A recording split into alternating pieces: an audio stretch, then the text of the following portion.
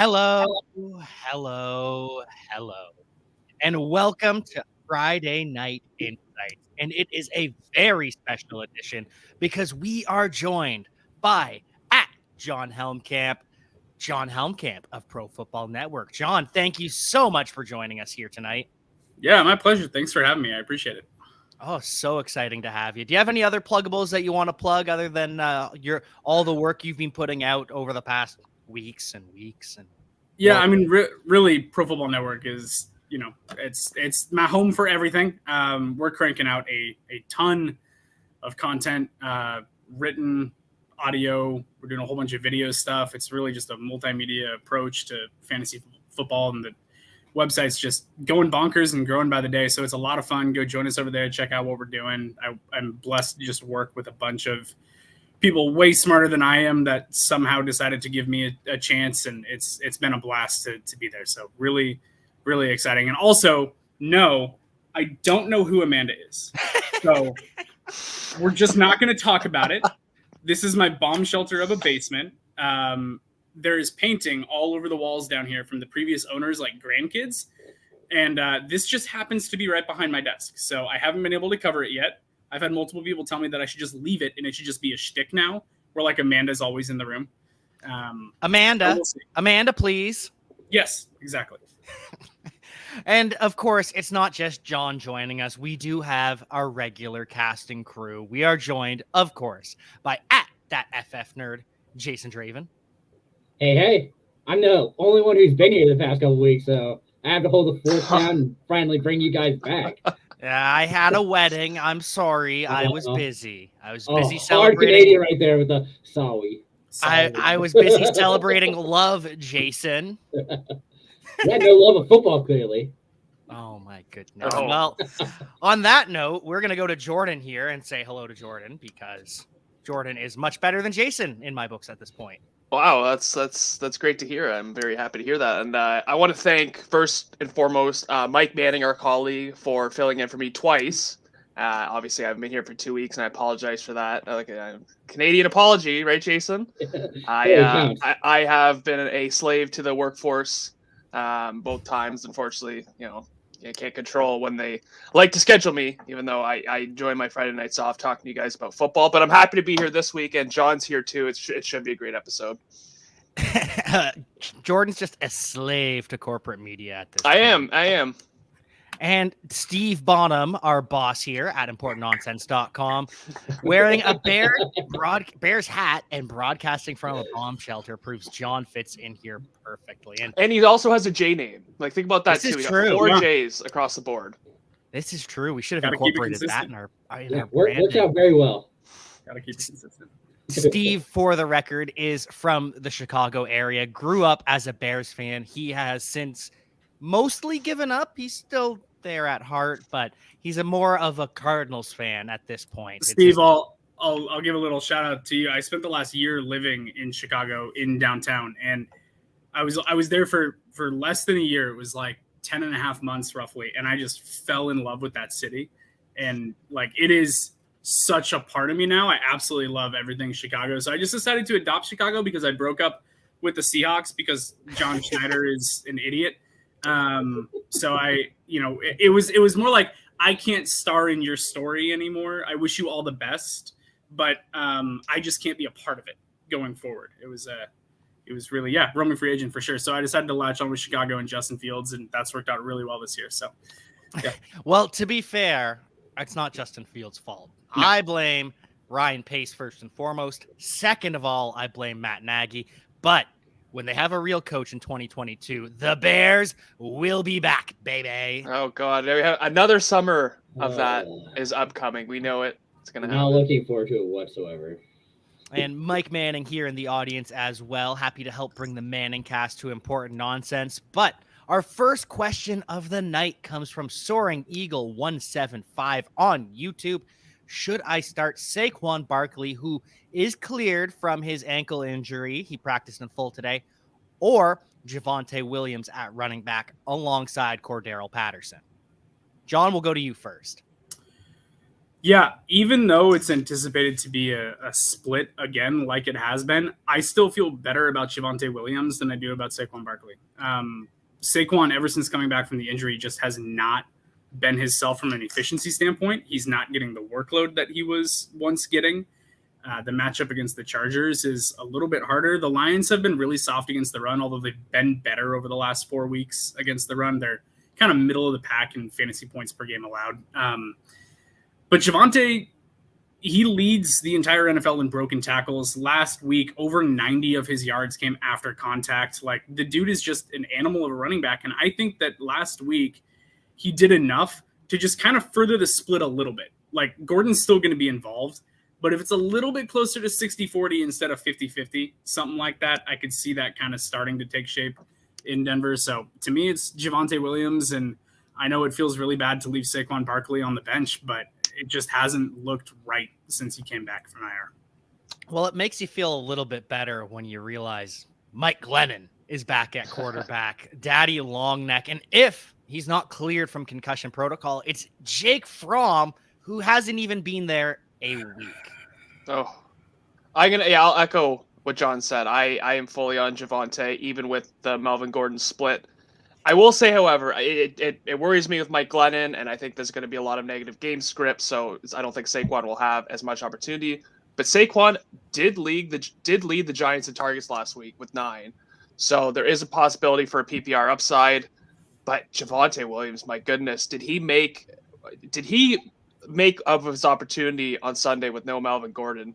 Or last Sunday, however. So I would sort of, lean towards Javonte Williams just because the guy's a monster, and hopefully, the Denver offense or the offensive staff just knows that like Javonte's a little bit better than Melvin Gordon. I mean, in every facet of the run game, but yeah, I'm going Javonte.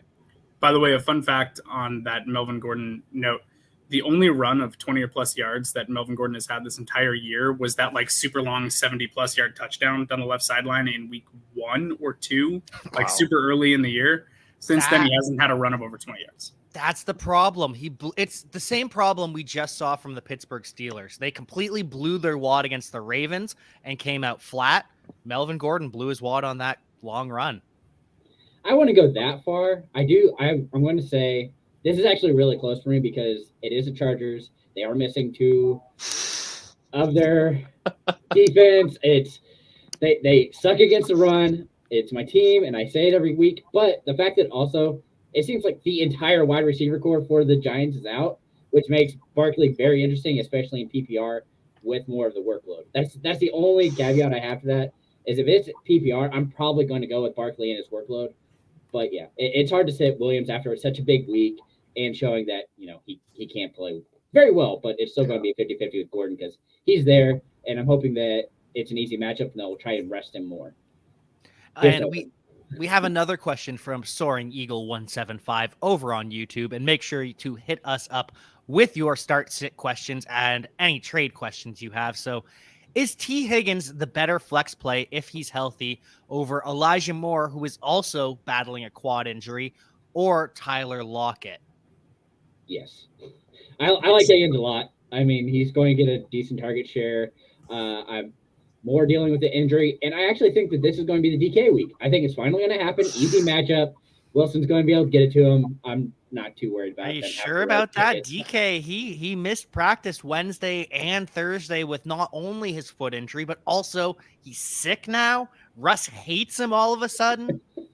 I want to go hate, but Tyler Lockett has just been a consistent player, and it's hard not consistent. Sorry, I have to make sure that the quotes are there because, wow, it's been rough for Lockett owners with the inconsistency that's been going on in their play. But, man, it's hard to trust more because, granted, Wilson did give him a lot of looks last week.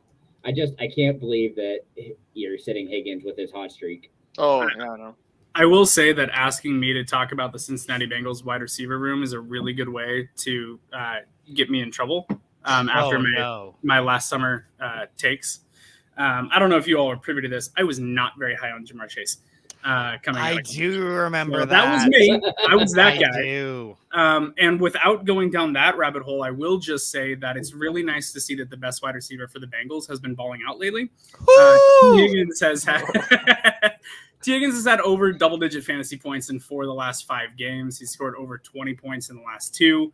Jamar Chase is operating kind of more as just a deep threat on the outside than a like high-volume receiver, whereas T is getting the target share and the yardage and the touchdowns. So he's kind of got everything going right now. And listen, yeah, I was maybe too hard on Jamar Chase last summer. He's climbed my ranks since then. He's still not as high as some other people, but to me, T. Higgins is looking fantastic, and I think that they've got a really good thing going, and San Francisco's given up the 5th most fantasy points per game in the last 4 weeks to wide receivers. So I like T. Higgins' matchup a lot. I think that he's in a great spot to smash this week. Yeah, and we'll go 3 for 3 here. With if T. Higgins is active, you have to play him. John just mentioned all the stats. Like T. Higgins the last 2 weeks has doubled Jamar Chase's target share, 22 to 11, I believe. And that's really all you need to say. The T. Higgins is the wide receiver 1 in this offense as of now.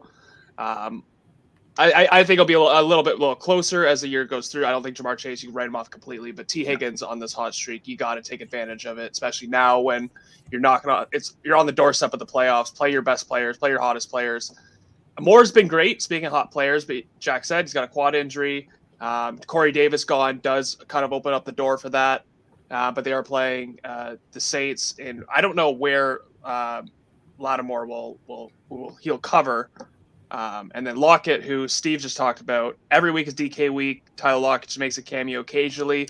That does seem the case, especially now with Russell Wilson with the bust-up finger. However, they're playing the Texans, and I don't know what the Texans are doing this year. It seems like they have just accepted that they're just tanking. I mean, it's not a surprise. We knew that, but I mean, I don't know if you guys saw, but they got shut out last week by fairly decent team.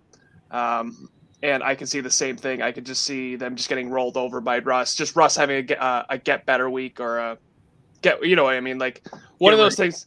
Yeah. So I would probably put Lockett over more if T. Higgins is out. Yeah, I agree with that. Well, and Burrow also mentioned it. He said that he is taking what's there, and Higgins is going to be open more often than Chase is because it takes longer for the play to develop. Also, Chase just can't separate, but whatever. Yeah. Again, like I said, play to develop. It still counts. Tyler Boyd is still sitting there, just trying to figure out what he's going to do every week. So Tyler Boyd's sitting there for now, but they can save some money by moving on from him next year. They're paying him a lot to be the wide receiver 3. I love Tyler Boyd, man. I'm disappointed in his season, and I hope he lands somewhere next year. And so I will say I love Jamar Chase, but targets are a skill. And T. Higgins consistently, even when Jamar Chase was balling out, T. Higgins was getting more targets than Jamar Chase. They're a skill. T. Higgins is a baller. Absolutely start him. The Bengals slump won't last for long. And so Aaron Cantu on YouTube, full PPR, need to. My wide receiver 1 is Chase. Oh, no. John is going to... Marquez Valdez-Scantling versus Odell Beckham Jr. versus Josh Reynolds versus Sterling Shepard. Oh. Love the content and weekly conversation. Keep grinding, guys. Thank you so much, Aaron. We've noticed you here week in and week out, and we really appreciate your support. And with that, my wide receiver 1 here is Josh Reynolds. Yes, it is. Let's go. As the resident Detroit Lions conversationalist. You're a fan. Journalist? Like, don't try and like sugarcoat it. You are a fan, and it's okay to be a fan of the Detroit Lions, no matter how disappointing it might make you. Undefeated in December, baby. This is true. And without the run game of DeAndre Swift, of Jamal Williams, we're looking at potentially a big game from their wide receiver 1. But the rest, I will let John start this conversation. Boy, that's a tough one. I kind of agree with you that I think Josh Reynolds needs to be one of the guys that's in the starting. I do. I think that with all the other injuries across the board, they're also doubtful with Hawkinson as well. So they're going to be missing a lot of people. I think that they are, he's good to get some targets in this game. Let's see. My other options were MVS, OBJ, or Sterling Shepard. Shepard, I'm just not trusting with the injury right now. It doesn't look like he's going to play. If he does, then I think it's Sterling Shepard for me as the other option. If Shepard doesn't play, both of these guys are big play guys, right? Like who's more likely to hit on the big play and cash in? I'm going to say it's probably OBJ than MVS. So I don't really love either one of them. I don't think either one of them is going to have a super high target share, but I think OBJ will have more targets than MVS. And I think that OBJ working opposite of Cooper Kupp obviously helps. MVS is opposite Devontae Adams. So they both have wide receiver ones on the other side. I'm like thinking out loud and talking through it. But I like OBJ to have a higher target share, I think, in that game against the Cardinals. Yeah, I think that OBJ would be my third option. If Shepard doesn't play, then to me it's OBJ is the third option. If Shepard does play, it's Shepard and Reynolds. If he doesn't, then it's Reynolds and OBJ. Yeah, I can co-sign that. Jordan doesn't look happy at all. Well, this is just it's tough because It's tough. like Jon said, like even with Sterling Shepard in for me, I don't know. Like Mike Glennon and Sterling Shepard, is that a connection that you can rely on? No. Hard pass. Well, I don't know if it's a hard pass. Like he's still in the conversation. Josh Reynolds. I don't hate Josh Reynolds. I just don't like Jared Goff. And that's fair. do I have to rely on Jared Goff to get the ball to Josh Reynolds? Would you rather trust Jared Goff or Mike Glennon? Oh God! You're thinking too hard about this. Yeah, Come it's on, way man. too easy here. It's MVS and Josh. You know what? I will say Jared Goff, just like you said, just because Hawkins is not going to play. And the offensive line of Detroit is infinitely better than the Giants. Anyways, let me finish. OBJ, you know, I was a OBJ non-truther. I don't know what the opposite of the word is, and he's starting to surprise me. He started to surprise me with the Rams. I might have to go him, even though MVS does have more targets over the last 2 weeks than Devontae Adams. Just a little tidbit for there, but I still can't trust people to put MVS in their lineup and hope for the best. Like it's more of a hope he goes for the 50-yard touchdown and you bank on that. But I probably have to say OBJ because even if Shepard plays, I don't know if I could trust the Shepard Glennon connection. I don't. It's not that. It's just that MVS is clearly the option with Cobb being out. He'd had muscle core surgery. He's going to be out. The only other option is Lazard, which is fine. Excuse me, Aaron Rodgers. He's going to be throwing to the other A. Rodgers. You can keep hoping for Amari to happen. It's just not going to happen. Aaron broken. I'm trying to make that happen.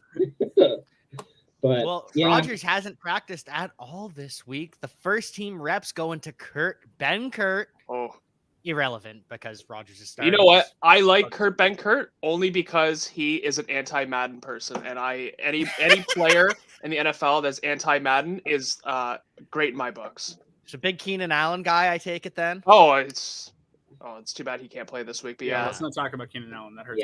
That's a heartbreaker for me. I'm very curious to see who ends up really stepping up here. Yeah, and so just to recap that quickly, I think we did land on most of us saying Josh Reynolds and Odell Beckham with some Sterling Shepard and MVS mixed in there. But another MVS question, Marquez Valdez-Scantling or Jameson Crowder in full PPR. I go with MVS because I do not trust Zach Wilson one damn bit. Yeah, that seems to be pretty right on par with what I'm going with here, just because, again, you saw the targets. Adams is dealing with a hamstring. And with that in mind, it's MVS.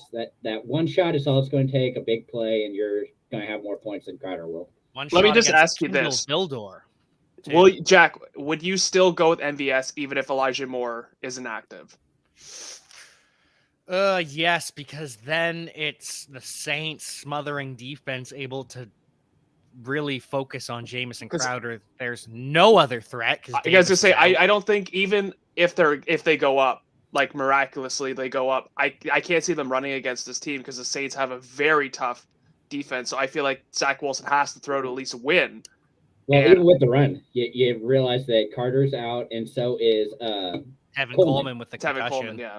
And that's why, Ty Johnson, a popular pick this week, just volume-wise, but it's against a tough rush defense. Oh, I know. Look at you do your victory lap.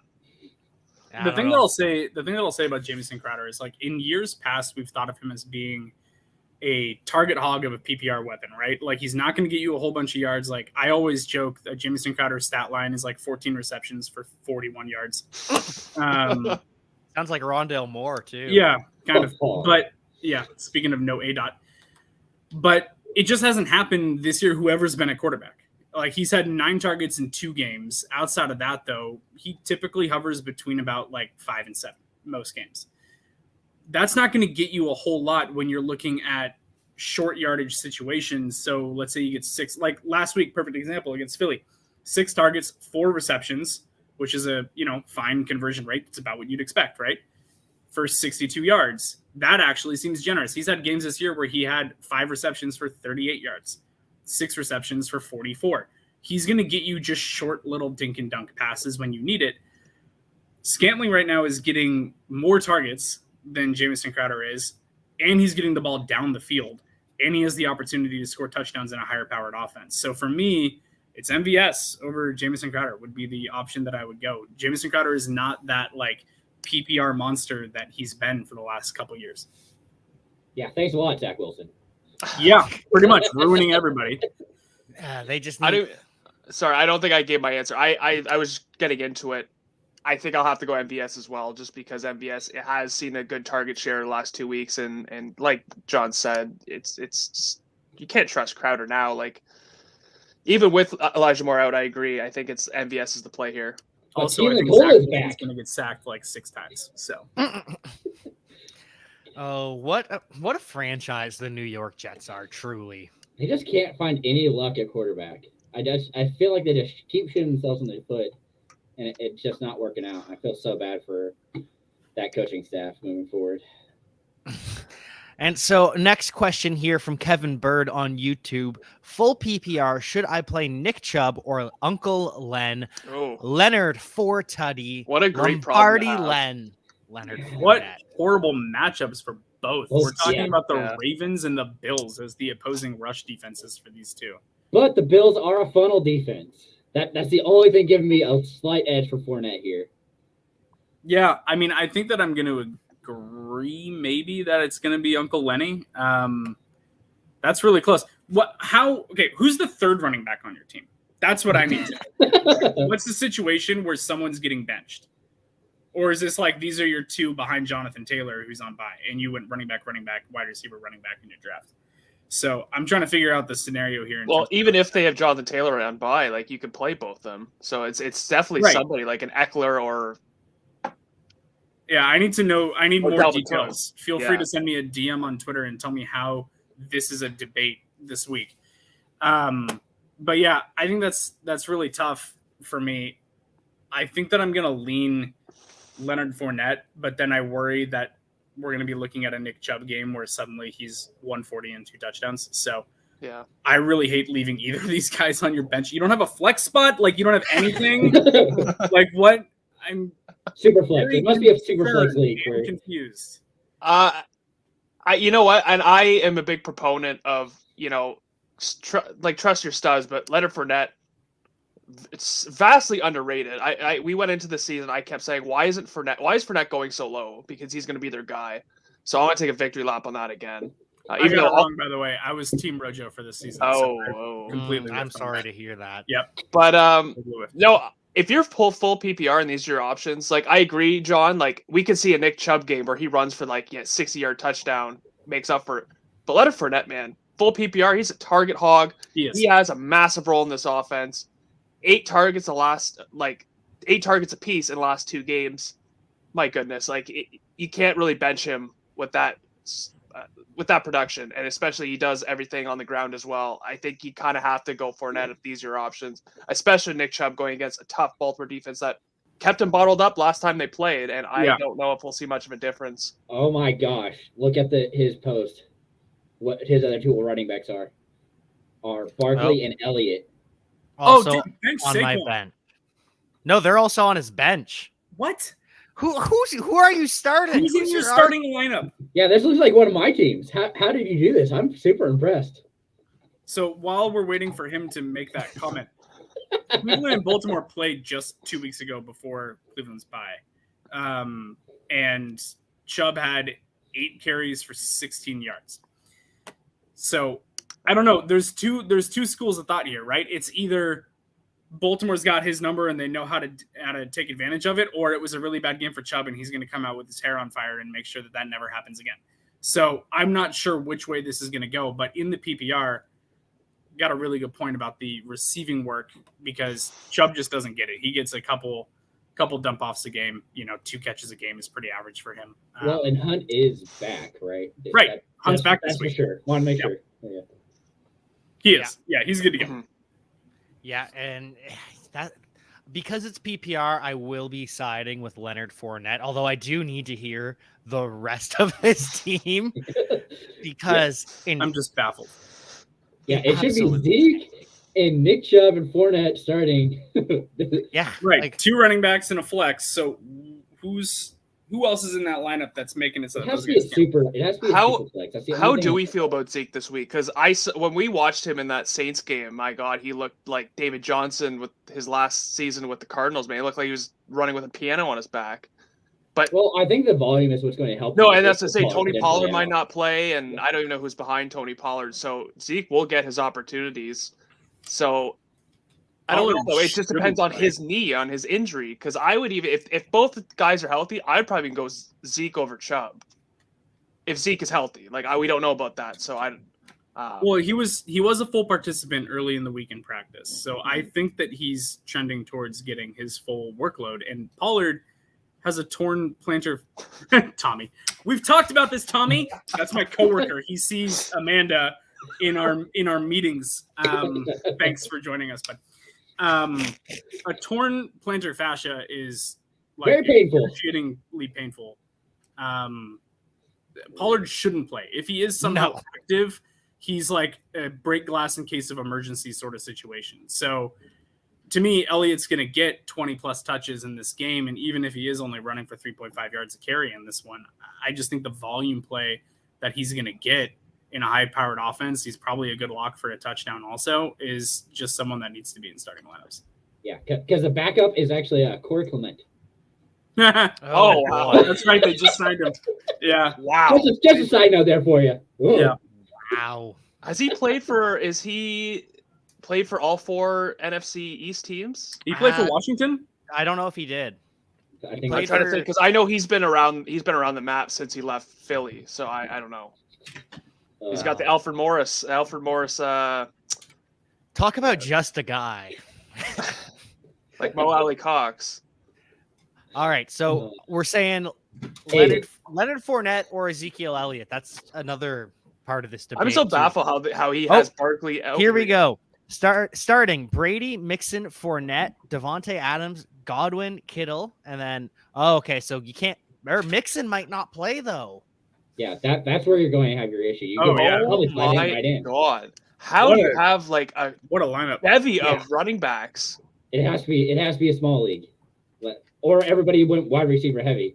All right, so right now with what's been going on with Mixon and him not practicing because he's sick or has a cold or whatever it is, I'm not trusting Mixon this week, even if he's active. I would rather play Chubb over Mixon. That would be my play in this scenario because of Elliott's kind of injuries that he's dealing with. Even though Pollard should be out and isn't going to factor into that game plan, I still think that I would rather start Nick Chubb in that place instead of Joe Mixon in that lineup. Yeah, I think I have to side with you there. So it's Chubb, Fournette, Zeke, and Saquon. Mixon. And Saquon. Jeez Louise. It's truly a 16 league. All right, so final answers for who are our 2 starters on this banger of a team. Chubb and Fournette. I mean, I love Mixon, but again, with him being a game time decision, granted he is supposed to play for I think Zach Taylor. It's one of those things. Yeah, I don't trust anything Zach Taylor says. Exactly. So allegedly, if that happens, even then, I don't like it. They don't have Evans. You're looking at P. Ryan as the other guy, and it has to be Chubb and Fournette here as the healthy players with rest. I mean, yeah, and that's why I'm going to go with it. I'm going to go Chubb Fournette because Zeke, we don't know really how that's going to look. I think the volume could be there, but will it be efficient is the question. And Barkley, you're pretty much making your money on his target share because I don't think he's going to get much on the ground. So I would go Chubb for that as well. Yeah, I'm going to go. I think that Fournette has to be in your lineup. I think with as well as he's played and with the target share that he's been getting, I think the Fournette has to be in there. I think the conversation then is whether or not you're going to play Mixon, Chubb, or Elliott, because to me, Barkley's last on that list. So between Mixon, Elliott, and Chubb, I'm not trusting Mixon because of the injury concerns. Elliott and Chubb has a brutal matchup going against Baltimore, who just completely shut him down 2 weeks ago. God, I keep waffling on this. I think I'm going to go Elliott. I think I'm going to go Elliott because I expect Elliott that he will get targets as well. So the targets that he's going to get in the passing game, I think, outweighs what Chubb is capable of doing in the passing game because he's non-existent, especially with Kareem Hunt coming back. They might be kind of lowering Chubb's total workload as well with Kareem Hunt now coming back into the fold.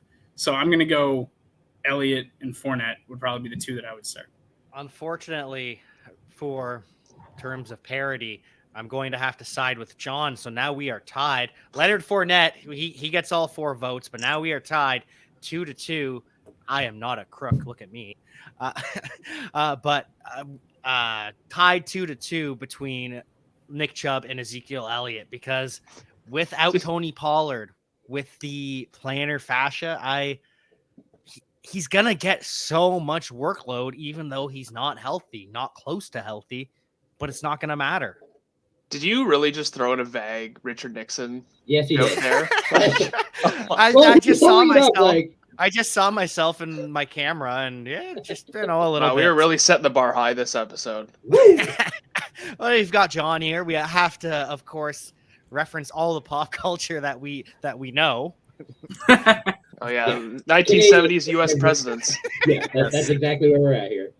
Another question from Soaring Eagle 175: Who should be my flex for the playoffs? T. Higgins or Jalen Waddle? Oh, Waddle's matchups are so juicy. Sorry. Yeah, I'm going Waddle here. Jason just violated the terms of service there. Jeez. Woo! Pretty much. Yeah, I think it's Waddle. His target share is ridiculous. He's one of the most heavily targeted wide receivers in the NFL.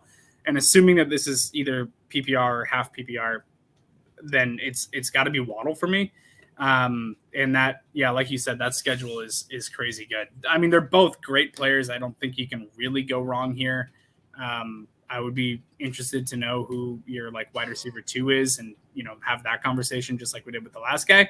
But I think Waddle would be my preferable answer, although you might have to take it on a week-to-week basis, just depending on does Higgins continue to dominate the target share in Cincinnati.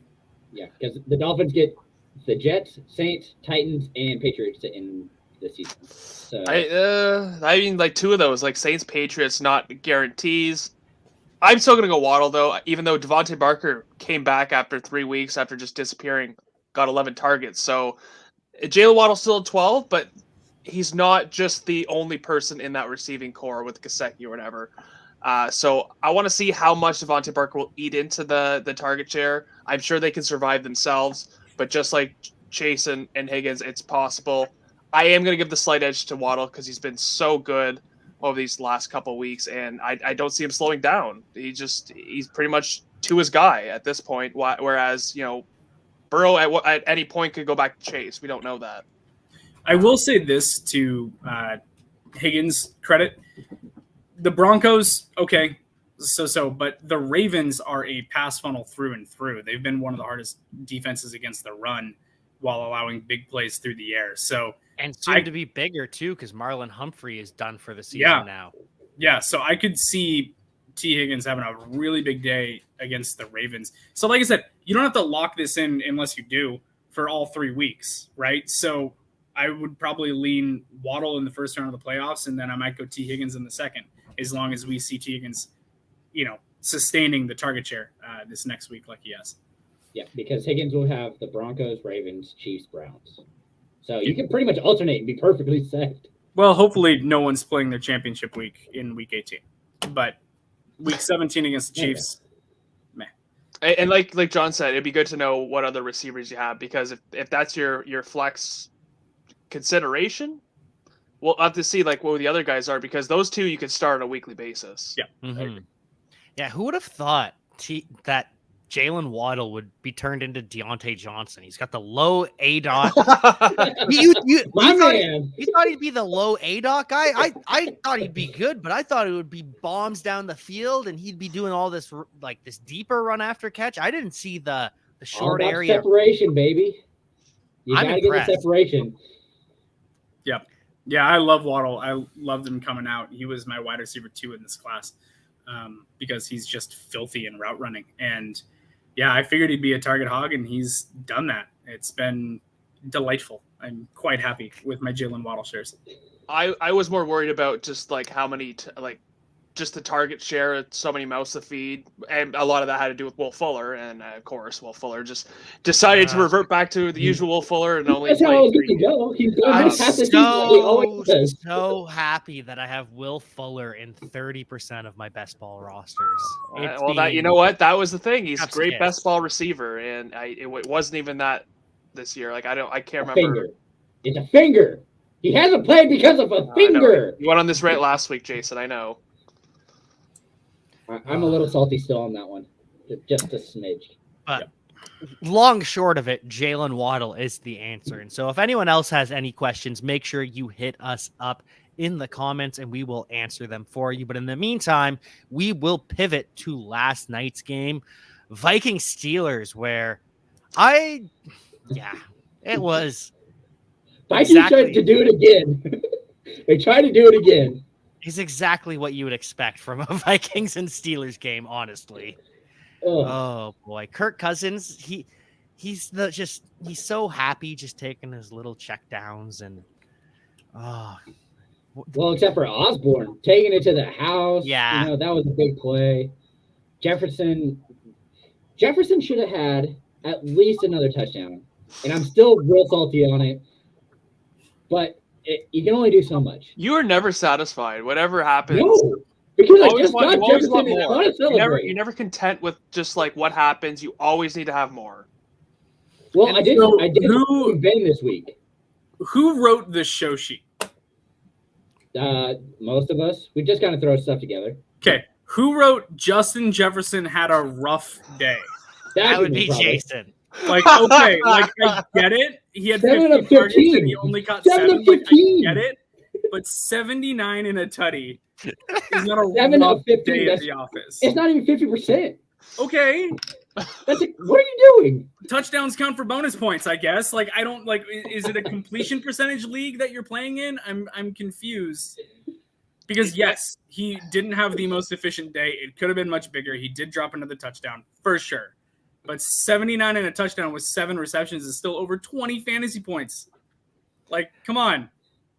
I'm never satisfied. Apparently. I'm bringing up Hamilton right now, and I'll never be satisfied. Oh, my goodness. Anthony Saltini, I'm sorry, but your question isn't showing up in our feed. So if you could re-ask it, we will be sure to get it to it as soon as possible. We apologize for making you cry on that Kevin Bird dilemma was very important. Okay, there's so many like variables to it. There were a lot of moving parts, but no, John. Usually, what happens on the show sheet is Jason and I will alternate writing things out, and then Jason does the Thursday night. And then I rewrite it into words I would actually say, because I would never say Justin Jefferson had a rough day when he went for 79 in a tutty. I would, because it's the truth. No, Kirk Cousins had a rough day because he also had a rough day. Yes. Couldn't hit Justin Jefferson. It's not Justin Jefferson's fault. And then how are you like praising KJ Osborne when he went 2 for 9 and had this one bomb of a touchdown? Right. He saved people. That's why. You brought him in to flex or as a prayer, and he was able to do that. If you're disappointed every week, and they got the same amount.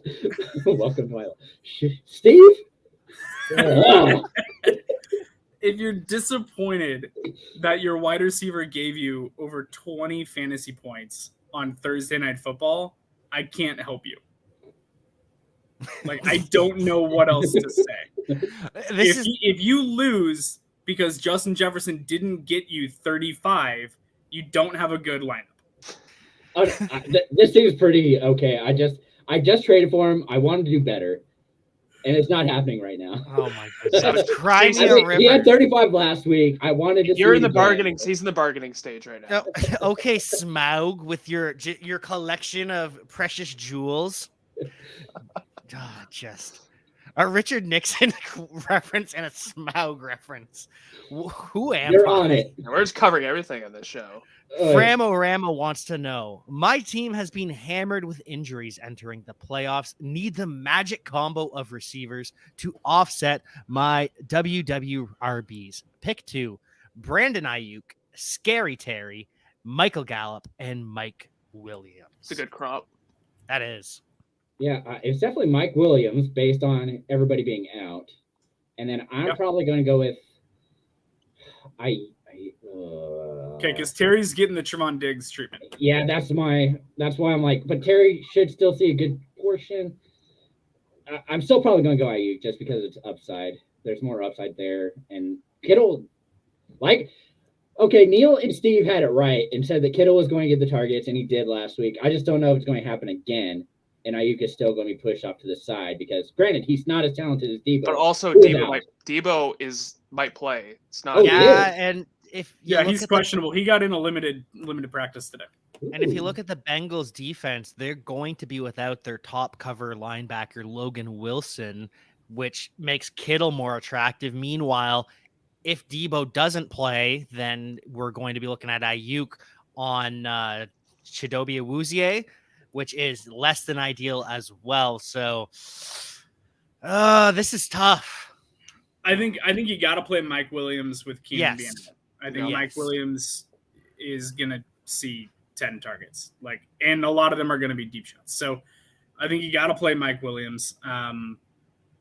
To me, Gallup isn't really in consideration. I'm just not a big fan of Gallup. He's a boom bust. I love him guy. when CD and Amari are both out. Right. He's a talented wide receiver. I like Gallup, and I think that he's going to go somewhere else in free agency this offseason, and I'm excited for that. But right now in his current situation, he's not reliable enough. So between Ayuk and Terry, I'm going to go Terry because Terry's the better wide receiver. And everything else notwithstanding, sometimes you just got to trust talent to beat talent. And I think that Scary Terry is going to give Diggs a run for his money. And I think that's going to be a hell of a TV viewing experience to watch those two go at each other on Sunday. But I'm going Terry and Mike Williams. I'm just going to give it to Terry. Yeah, I agree with Mike Williams. Hopefully he's been testing negative, so I'm sure he's going to play. You have to play him when Keenan Allen's out. And I'm going to go with Scary Terry again, even though the target share is starting to dwindle. I don't know if that's on him. I think that's just the offense as a whole. But, I don't know. Curtis Samuel hasn't really been involved since he's been back. They don't have Logan Thomas. J.D. McKissic coming back might hurt a little bit just in terms of, just the target share. But, like you said, Terry's better than Ayuk at this point. Yeah. You drafted Terry high enough where you've probably been relying on him to this point. You got to stick with it. I don't know. I'm not fond on coverage grades and stuff like that. I don't know if the Trevon Diggs, is that a real thing? Is Trevon Diggs really shutting down these receivers? Because he gives up a lot of yards and gets picks. So that's the thing. I know he has a lot of picks, but I don't know if he was just that complete shutdown corner. So I don't know if I'd be too concerned about that. Right. He's not locking people down and holding them to super low yardage totals right now. He is kind of giving up. And he gets burned on double moves too. Because he is really energetic about going for those interceptions. Yeah. So if Terry can hit him on a double move, it could be, game over, 60-yard touchdown right there to Terry. And I think that the football team will probably need to throw the ball because I don't know because I know Dak will, because if Zeke's kind of if Zeke's hurting no Pollard, they're going to have to throw. I'm not laughing at your analysis. The way that you just said the football team is going to have to throw the ball sounded like my fiance trying to explain football to me. You know what? Can I just tell you, I hate the football team moniker. I actually don't dislike it. I hate it. I always use the whole Washington football team instead of the football team. So I've never heard the football team from someone, and it gave me a real good chuckle. I hate it's very meta, and I hate it, and it's just I've just grown accustomed to saying it without even thinking about it. I often go with the team as well, just making it even worse. But I think we're all in agreement here. Scary Terry and Mike Williams. And so now we will get to your question, Anthony Saltini. Thank you for bearing with us. Standard scoring, Austin Hooper or Ricky Seals-Jones for tight end. Also, with Pollard's health issues that we've been talking about, is he crazy to play Jeff Wilson of San Francisco? Can I start? Can I start off? You can, Say it. absolutely. You guys Say it. know how Say much it. I hate Austin Hooper. Yeah, say it. You're gonna say So it. I am gonna right away just go Seals Jones, like we just talked about with Washington. I think Washington's gonna throw the ball. I think they're gonna have to win that game. And I think Seals Jones, when Logan Thomas has been out and he's been in, has been fairly productive for like the waiver wire tight end. Hooper, I know that Njoku's out. I know that Bryant's out. I don't care because Baker's been very inefficient. I know they're coming off a bye. I don't know. I think Hooper. I hate saying this because I say, like, Jason, you can agree with this. I'm going to say Hooper's going to suck. He's going to go off. But I don't know. Say it. I'm going to go Seals Jones. I just think there's more opportunity for targets there. I just can't trust Hooper. He's burned me so many times this year. And sorry, what was the other one? Are you crazy to play Jeff Wilson? If he plays, no, because it's him and Jermichael Hasty. So absolutely not. You and Brian Hill, sir. Do not forget. Who's been a his fourth team in the last several weeks? Yes, who just joined the practice squad. So I'm not going to spend too much time on the first one because they're low end tight end ones. Tight end, flip a coin. Where either one of them are. It's going to depend on touchdown production, who gets the red zone target. We've seen Ricky Seals-Jones put up some pretty good numbers, like was stated, when Logan Thomas hasn't been in there. They've used him well. He's had some games with pretty good target totals, and I think that Dallas is going to, with their injuries at the running back position, I wouldn't be surprised if they come out pass heavy and try to go up 2-3 touchdowns in the first quarter or two, meaning that Washington's going to be playing from behind and throwing the ball a lot. Ricky Seals-Jones working over the middle sounds pretty good to me, so I'm going to go there. And no, you're not crazy to play Jeff Wilson. I like Jeff Wilson a lot. We saw him put up a couple really big games at the end of last season. I think that Shanahan trusts him, and I think that it's literally just him and Jermichael Hasty. It's going to be Jeff Wilson to me. I thought it would be Jeff Wilson, was it 2 weeks ago when it was Elijah Mitchell's first game all back? Season? Yeah, I thought that too, and it just hasn't happened. Not all season, but when Elijah Mitchell was coming back from his finger injury, I thought that it would be a Jeff Wilson game, and they decided to give Wilson 30 touches. But this week, Mitchell's out. Everybody's out on that team. Trenton Cannon's out. They have no depth at running back. It's literally just going to be pretty much Jermichael Hasty and Jeff Wilson. So Wilson could see 20 touches. Like, that's a realistic possibility this week. So he could be one of those names that kind of no one's paying attention to. And when you look at the leaderboard at the end of the week, he could be inside the top 12. Like, it wouldn't surprise me just based on how this team can run the football that happens. So yeah, Jeff Wilson to me is a fine flex play or fill in RB2 if you're really desperate to need him. And people always talk about the Shanahan running back by committee, and it's true usually over the course of the season, but in individual games, he typically leans on one guy. Right. And I think that will be Jeff Wilson. So yes, I agree. Wilson over Tony Pollard, Seals-Jones over Austin Hooper, which is unfortunate because I did pick up John Bates in a couple leagues thinking that Seals-Jones would be out, and now I have to drop him. So we will figure that out. But Jordan's friend, Bowen Assman, has a question. Dontrell Hilliard, Donta Foreman, are they both going to run wild this week? Who gets more touches? Yeah. Foreman gets more touches, but I think Hilliard gives you the better option of a bigger game. Well, that's just like at PPR upside. Like, if this is a PPR league, Dontrell Hilliard is probably who you want. But it depends on the Titans come out. Like, if the Titans have a massive lead over the Jaguars, Foreman's going to get a lot of work. But do you really think that's going to happen? Well, they're coming off a bye. I don't like the Jaguars. Have you watched the Titans this year? Hey, they're going to get Julio back, guys.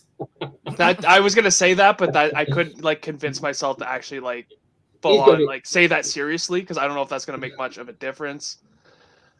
I don't know about you guys, but this is a coin flip for me. It really is. To me, I agree with your initial assessment that I think that it's Dontrell Hilliard. We've seen Hilliard contribute in a number of ways. In week 11 against Houston, he had 7 carries for 35 yards. Okay, 5 yards a pop, that's fine. But he also had 8 receptions on 10 targets. So we've seen the PPR upside. And then 2 weeks ago, they decided to absolutely eviscerate the New England Patriots on the ground, which I did not see coming. I don't know if you guys did. That was a shocking display where you had 2 running backs go for over 100 yards. And we saw Hilliard rip off a long touchdown run. So we've seen him be able to do more things, whereas Deonta Foreman, we know what he is. He's a power running back, and he can be productive in that role in an offense that's really good at running that scheme. But I think that his ceiling is kind of capped because I don't think he's going to be an uber efficient break off a long run power back like he was 2 weeks ago against New England every week. Yeah, it could happen again against Jacksonville, but I think that there's a really good chance that we see Hilliard end up with, 4 to 6 targets as well and have the possibility of adding on, 30 to 50 receiving yards. So in a PPR league, I'm going to give the edge to Hilliard. I think that both of them are fine plays, though. If you roster both, why? Pick one of them because they're both going to give you similar production. Cut the other one and get someone from a different team. Are we worried at all about Jeremy McNichols? I was just going to say that. That's the only thing I'm thinking about real quick. Trying to throw it in here, but just an idea. I think Jeremy McNichols would assume the Hilliard role, but I don't know if McNichols is coming back. He's been practicing in full all week, but even still, he was kind of so-so in that role. He didn't dominate like Dontrell Hilliard or Dante Foreman did, so I think he's probably going to come back to be that RB3. I do go with Dontrell Hilliard, though, because he gets those high-value touches in the passing game compared to the 3.5 yards in a cloud of dust that you're getting from Foreman. I'm going to say if McNichols plays, I would go Foreman.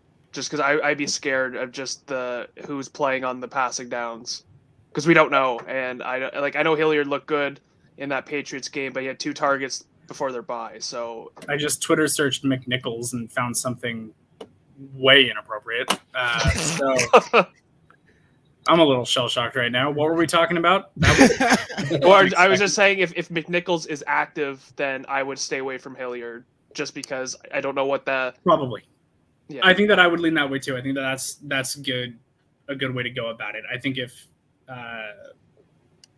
jeez, I'm sorry. That was not expected and really unacceptable. I agree though. I think that if McNichols does come back, then I'm going to lean Foreman there. If he is out, then I'm going to lean Hilliard. And so our next question comes from Viking7603 from YouTube. Is Allen Robinson worth rostering as a wide receiver 3 or potentially better in the playoffs? John switching his hat around. And so I think we know the answer, but has to drop Dontrell Hilliard, Ramondre Stevenson, or Sony Michel in half-point PPR. So John, which one of those backs are you dropping for your guy? Here's the thing. I love Allen Robinson. This has been like one of my biggest misses this year. I don't know why. Me too. I think it was everybody's biggest miss this year. I don't understand it, and it hurts my heart because this is a guy that I was targeting like in every single draft at value, thinking that I could get a low-end wide receiver 1 in the 3rd or 4th round, and it just didn't happen. I don't know what that is on my hat. I need to clean it off. The reality is, though, he's not getting any targets. Like, even when he's healthy and he's on the field, and when he does get targets, the conversion rate on those has been incredibly low. He hasn't done anything to prove that he should be rostered. Now, if you're holding on to Sony Michel, like, that's the one where I could see you making this call. Because if we know that Henderson, if he is coming back, if he's going to be taking over that lead role down the stretch, then maybe you can part ways with Sony Michel if you really need the wide receiver help. I would hope that you have other, like, at least 2 more running backs above Hilliard on your depth chart there. It's really tight for me. Allen Robinson isn't a wide receiver 3, but if you need a wide receiver 3, like that, the way that you're phrasing this question tells me you've got 2 wide receivers that you can count on and then nothing else. Then yeah, I think Allen Robinson is worth the spot over a backup running back like a Sony Michel, because maybe the time off he was able to get right. Maybe he comes out and he's running better routes. Maybe it clicks in down the stretch. And we at least know that he's going to be on the field. Sony Michel, we don't know what role in the offense he's going to have on a week-to-week basis. If Henderson's active, Michel doesn't do you anything. And if you absolutely need a third wide receiver, then Allen Robinson is worth, I think, a dart throw there. I'd be interested to know who else is on waivers. I love Allen Robinson, but realistically, there's so many other wide receivers that I'd rather roster than him this year. Like Josh Reynolds? There's no way. There's no way. Josh Reynolds, I can give you a full list of people that I would put above Allen Robinson right now. I feel so bad for the Allen Robinson because I think we collectively as a group at Import Nonsense are massive Allen Robinson truthers. First thing before I answer the question, Vikings 7603. That actually might be Bowen Aspen again because he's a Vikings fan. So Skull. Good victory last night, even though you guys almost blew it. The thing about Allen Robinson, I will point out, even though he's been very ineffective this year, before he got injured, him and Mooney's target share was somewhat similar. Mooney eclipsed him a little bit, and then obviously Mooney, when Robinson was gone, to the Mooney, no pun intended. But tis exactly. So Jordan's I agree. Dad joke teller. I am a dad joke teller. I want to see. I hope Robinson comes back, and I hope he gets right and it shows off that elite skill that he does have. I hope he goes to a team next year and balls out because I have him in Dynasty, and that's a selfish reason. But to answer your question, we just mentioned it last question. If McNichols is back, this is just me. I would drop Hilliard. I just wouldn't feel safe. I would like Stevenson and Sony Michel. We don't really know what's going on with Henderson. That's more of a guarantee, especially we saw last week, that he could be productive. Hilliard, it was one game, and he was practice squad fodder, and he'll probably revert back to that if McNichols is back. So I would drop Hilliard for Robinson like that, because Robinson, decent wide receiver 3, especially if you've got 2 guys you can rely on into the playoffs. I mean, at this point, you're looking at lottery tickets, and with that in mind, I can't if you want to pick him up, fine. I'm probably actually going to drop Stevenson because he has a brutal rest of season schedule. I mean, that's the only thing that has me worried for him. So if you're looking at lottery tickets, Michel's supposed to be McVay said that they want to work him in because of his. However, I don't know. That whole thing's a mess.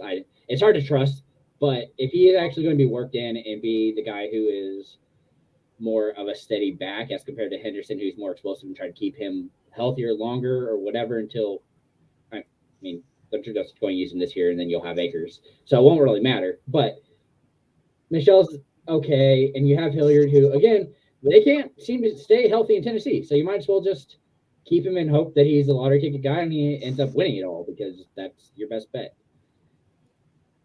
All right. So in the end, we have solved absolutely nothing here. As per usual. Allen Robinson, just highly questionable, highly divisive. Depends on the rest of your roster, what you need, because, Allen Robinson is the bane of my existence, and I love him so much. But Soaring Eagle 175, is Cooper locked in at wide receiver 2, or should Higgins get the edge? Need a good wide receiver 2 with DeAndre Hopkins becoming very TD dependent. I like Cooper this week. After this week, I'm fine going back to Higgins because Cooper usually has a lot of success against the football team. But it's Higgins seeing all the targets makes him very valuable. And again, you actually would probably play both Higgins and Cooper this week because Hopkins is going up against Ramsey, and he usually struggles against him. So that's my issue with the whole thing. And I don't know why Cooper only saw 2 targets last week. I don't know if it was because he missed the last 2 games. The limited snaps he was I don't know, it was he got out targeted by Noah Brown. So I would say that, again, what Jason said, he has a good matchup coming up. I would monitor that. And if we kind of see it like a drop off in targets again, then maybe you could start considering replacing him with Higgins and Waddle, because we were asking that, who are your other 2 receivers?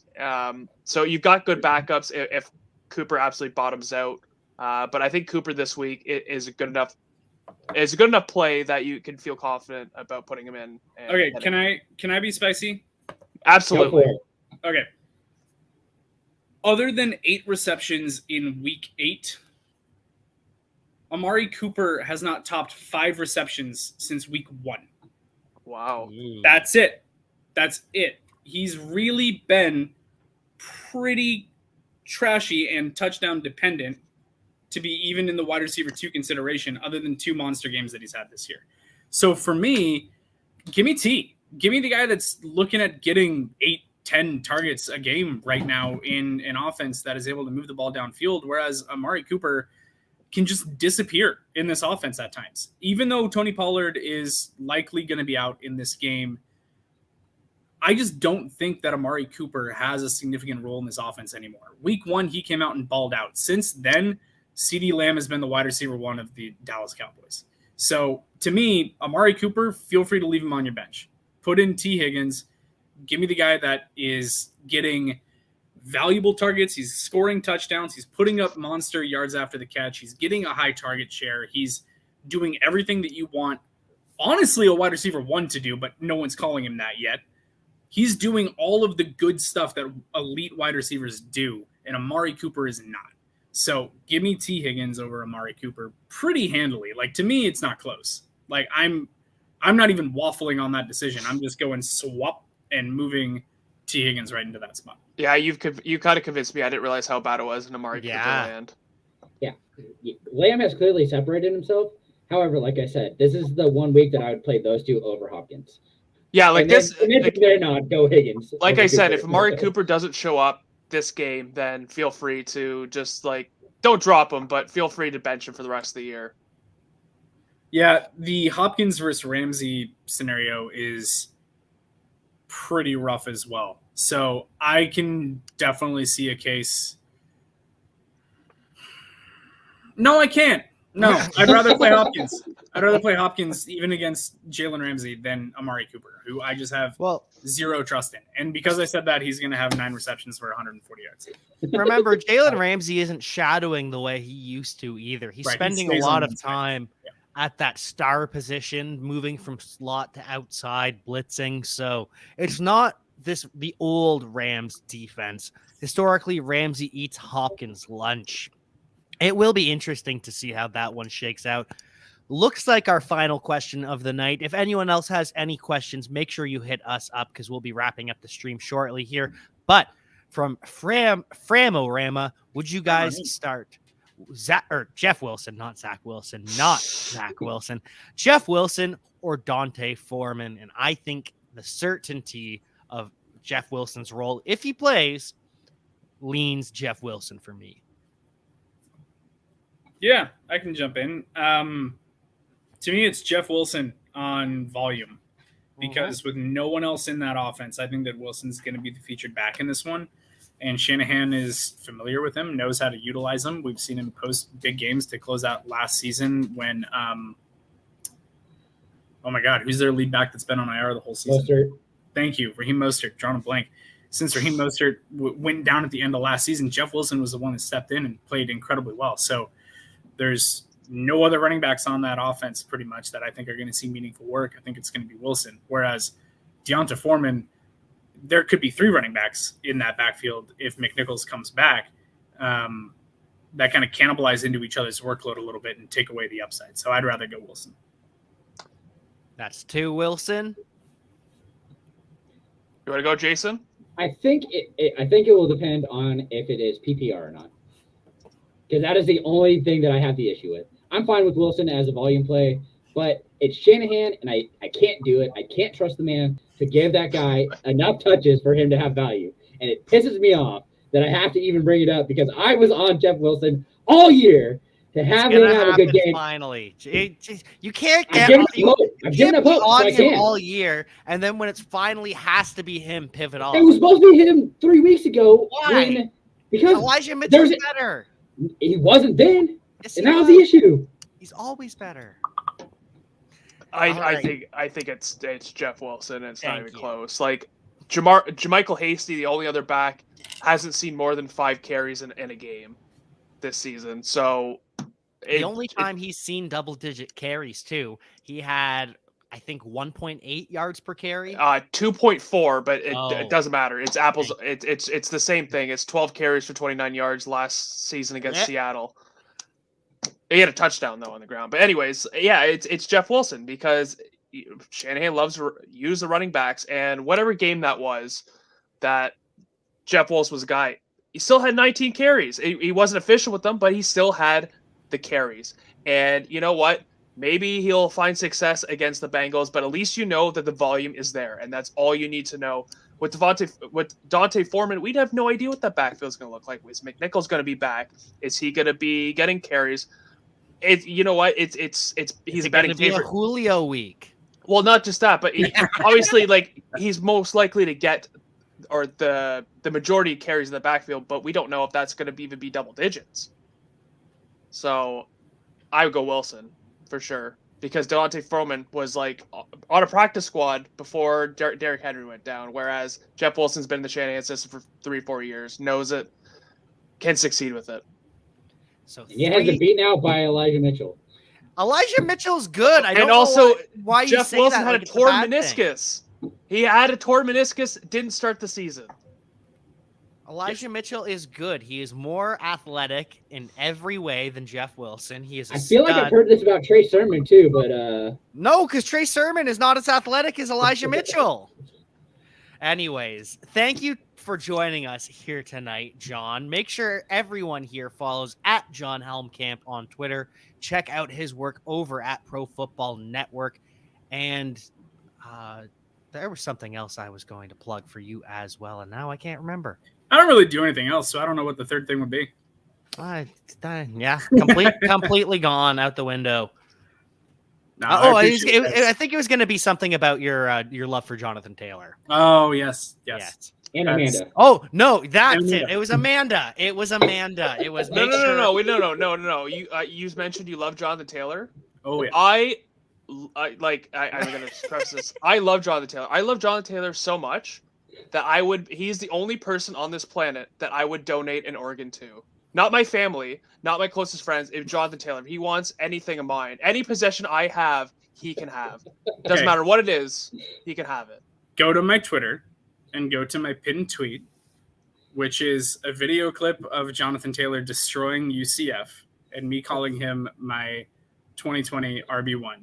I had a sticky note that said Jonathan Taylor no matter what as my header picture for about 6 months. I have a Jonathan Taylor autographed football. I have so much love for Jonathan Taylor, and I have a tweet that I recently retweeted calling Jonathan Taylor the RB1 in Dynasty last January. So, yes, I very, very much do love me some Jonathan Taylor. It's not a pissing contest. There's more than enough room for everybody on the train. It's a very... The bandwagon is still filling up. If people are still talking down about him, thinking Derrick Henry's better, no, you're wrong. You're just wrong. No. Well, remember that Kansas City Chiefs did take Clyde Edwards-Helaire over him. Yeah, look how that's worked out for them. Yeah, that was Honestly, I'm glad. I don't want him in that offense. I don't want any running back in the Kansas City Chiefs offense. I'll take him right where he is, running behind Big Nelson and getting all that workload. So on that final note, we love Jonathan Taylor. We love having Jon on the show. Our boss, Steve Bonham, would love to have you back this summer for our best ball show that we run. Yeah. And that's all the pluggables we have. At Jon Helmkamp, Pro Football Network, and at Amanda in the background there. That's it. And Jason, you can find him at that FF Nerd. You can find Jordan at Donald McJordan. And you can find me at Javanaugh87. So thank you all for tuning in. We appreciate all the love, and we will see you next time.